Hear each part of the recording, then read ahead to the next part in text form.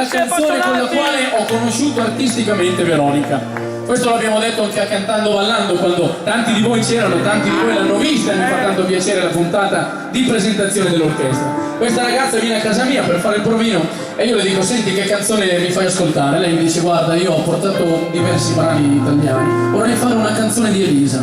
Partiamo già forte. Alla fine io l'ho sentita a metà canzone, ho fermato e ho detto: guarda, se sei una brava ragazza, se non sei una brava ragazza, non mi interessa niente, tu devi venire a cantare con me. Quando avrà finito mi direte se ho fatto bene.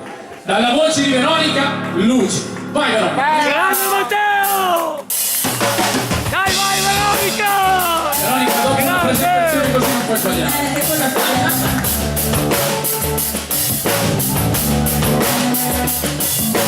Parlami, Parlane.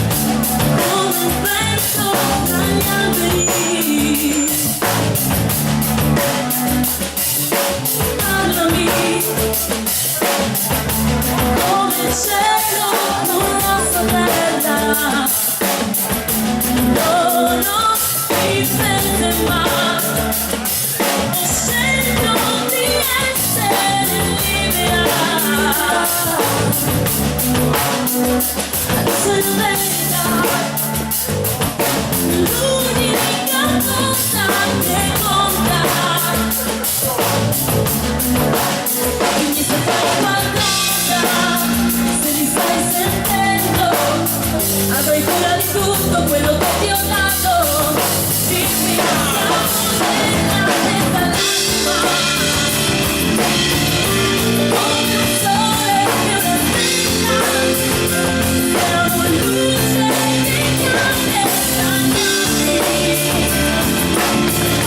sui tramonti della terra, su nuovi giorni. Grande Veronica! Ascoltami, ora so piangere, Non piangere. so che ho bisogno di te. Non ho mai saputo convincere, e ti sento vicino.